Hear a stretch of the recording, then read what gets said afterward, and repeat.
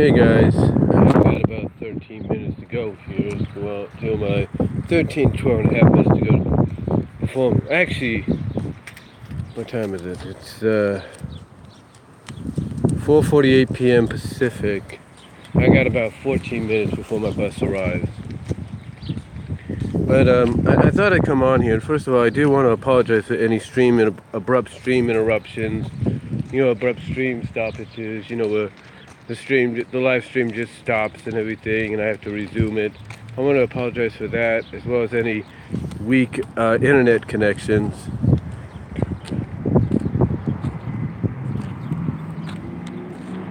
By the way, I'm drinking an 1893 from Pepsi. It's pretty good.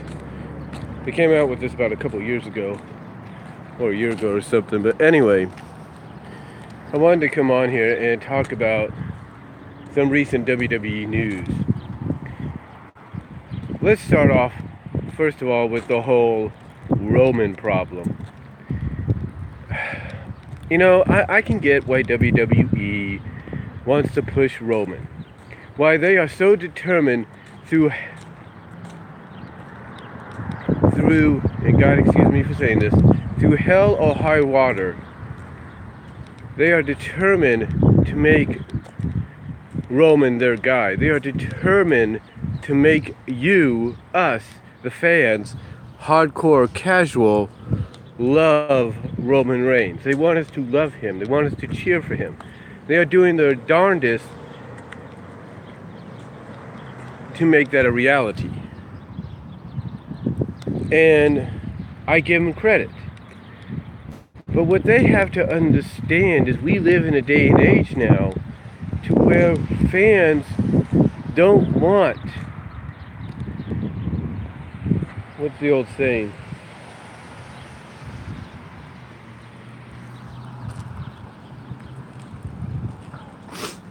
They don't want quantity, they want quality. And to them, Roman Reigns isn't the quality they want. He's more of the quantity WWE wants to give. I mean, the numerous times Roman Reigns has gotten title shot after title shot after title shot, WrestleMania main event after WrestleMania main event.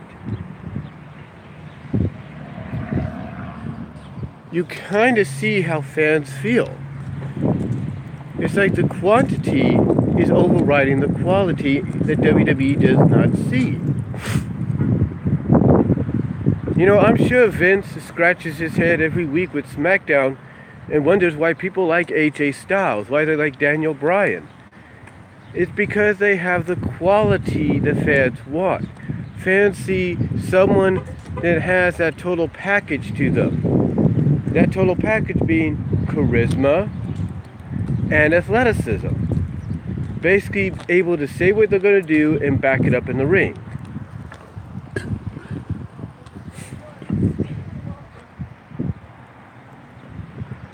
Same even, believe it or not, with Braun Strowman.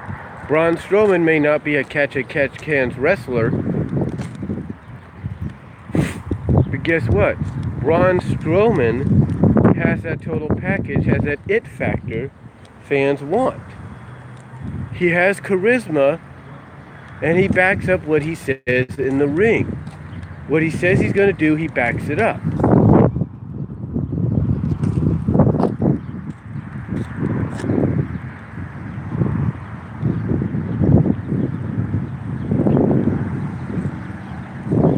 I mean, when he says someone's going to get these hands, he literally means it. Now, you compare that to Roman, and look, fans, they're going to boo Roman no matter what. And you might say, well, fans boo him because that's the logical and cool thing to do. Not really.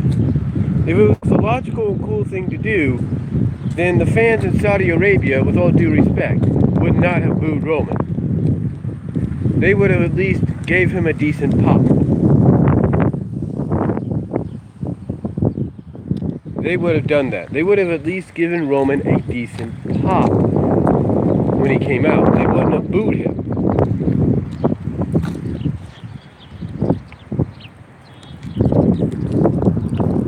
know, they wouldn't have booed him because of that. But you see, that's what WWE, I think, has the major problem. They're giving more quantity of Roman over the quality. The quality that Roman would bring, if they focus more on what he brings quality-wise, maybe as a character, as an athletic performer, maybe things might be different. And if they focused on that, maybe they could focus on the fact that, oh, okay, maybe Roman isn't the guy right now, but he's going to be. Let's just focus on somebody else.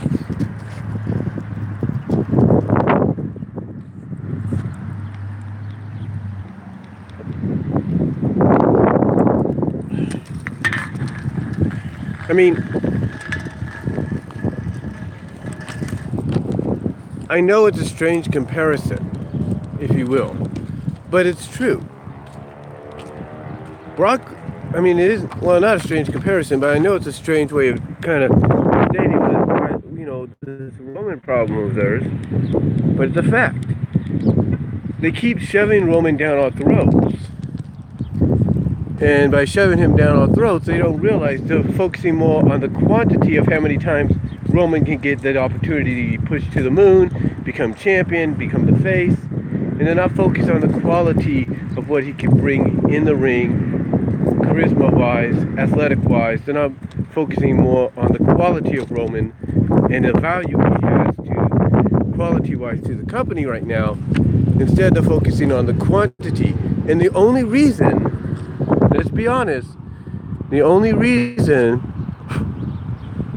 had to blow a bug off my thing here, but the only reason Roman's also getting this push is the same reason Nia is now champion, and Nia didn't drop the belt at Backlash, and she's sort of been now the poster child of the anti-bullying Be a Star campaign. It's because they're related to The Rock. Let's be honest, if Nia and Roman were never related to The Rock, you know damn well, like I do, they wouldn't be getting the opportunities they're getting. That's the only reason. And that's the other reason fans resent Roman. They resent him because of the fact that they know WWE's only pushing him, not because of his look, but they're pushing him because he's related to The Rock. And that's about it. I mean, WWE pretty much had to reveal that fact several Rumbles ago. Anyway, I think what WWE needs to do is focus more on the quality of the character, not the quantity.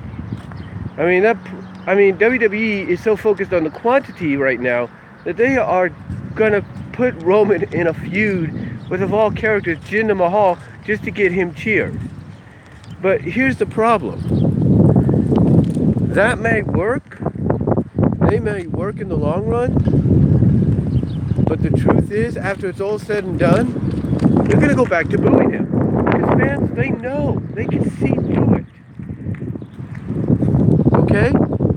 They can see through what WWE's doing, and they're not falling. And that's what WWE has to look at.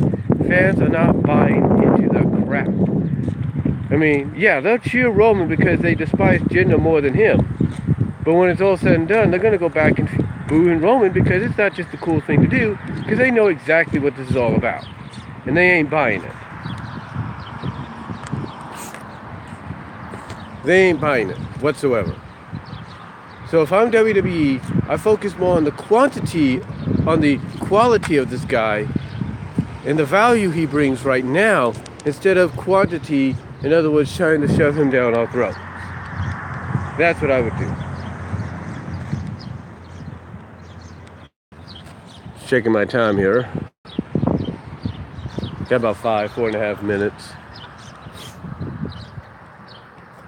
Now, let's go on to Money in the Bank. Money in the Bank is going to be a dual-branded pay-per-view.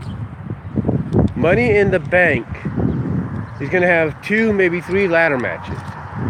Some may say it's overkill, but a Money in the Bank ladder match for each division. Women's, men's, and tag team.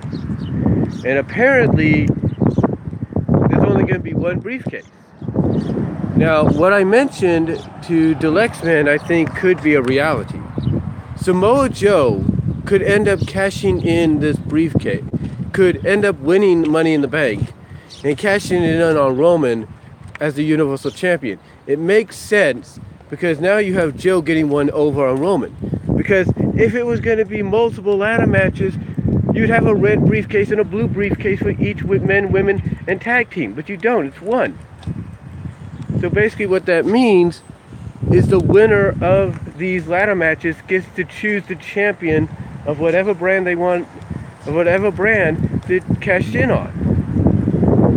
Which means, let's say Charlotte wins Money in the Bank, she could cash in on the Raw Women's Champion, who right now is Nia Jax.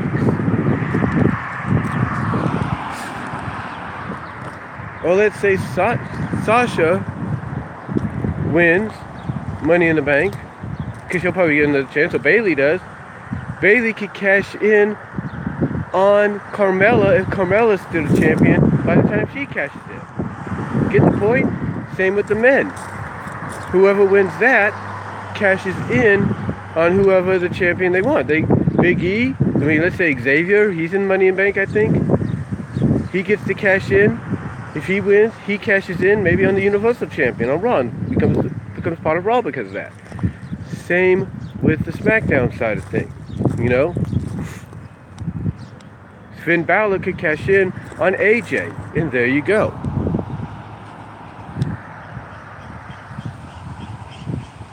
The point is, the possibilities are endless, and as well as the tag teams. If they do the tag team one, who's to say Authors of Pain don't win and they don't cash in on the Bludgeon Brothers? I'm just saying. Or let's say the Usos win and they cash in on Matt and Bray. Makes sense to me. But that's how Money in the Bank is going to play out. So in other words, whoever cashes in, that man, woman, and tag team, if they do a tag team one, is going to either stay on the brand or end up being part of the other brand. Simple as that. And last but not least, before my bus gets here, let's talk about Table for Three that recently had Kurt Angle, AJ Styles, and Shane McMahon. It was during this discussion where all three were talking about each other's matches with each other, and they brought up Kurt and AJ's matches from TNA, and the one they showcased, yes, they showcased footage, highlights from TNA Hard Justice, courtesy of the Global Wrestling Network. And after this episode was all said and done, the Table for Three episode, they even did an advertisement for GWN. And that really surprised a lot of people. That surprised me. That surprised Solomon. That surprised Pro Wrestling Unlimited. Heck, it surprised Deluxe Man when I told him when I did a super chat last night. 2 nights ago. Or last night, I should say. Yeah. It surprised him. He even said he was going to check it out. So yeah, it looks like WWE is in a... So it looks like WWE has some kind of working relationship with GWN and Impact Wrestling to at least obtain some footage when necessary, like when they do documentaries or whatever, or in this case, things like Table for Three. So, pretty interesting. Pretty interesting to see that, and I guarantee, I think I know who probably got the deal going. There's no doubt that because it's not just because of Jeff Jarrett now being in the Hall of Fame and being back in the graces, but it's also because I think Triple H helped get the ball rolling. He's been helping getting a lot of partnerships of the promotions going, like Progress, Evolve, IC with Impact, Ed Norham, Anthem, and Global Wrestling Network. So, we've been hearing rumors of them doing an AJ Styles, a DVD, Blu-ray down the line.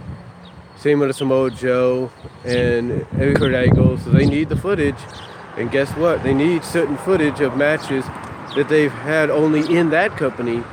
So, well, guess now they're going to have the opportunity to get that footage. Because if last night, the first opportunity of us seeing that, of seeing TNA Hard Justice highlights of Kurt Angle, AJ Styles on WWE Network, footage from Global Wrestling Network, you know, it kind of tells me the future is bright. So the future looks good as far as WWE doing business and getting the footage they need to make things like documentaries and stuff happen. So that's all I'm going to say, folks. So let me know what you think down below. Comment if you like. My bus is here, and I am out. Thank you all.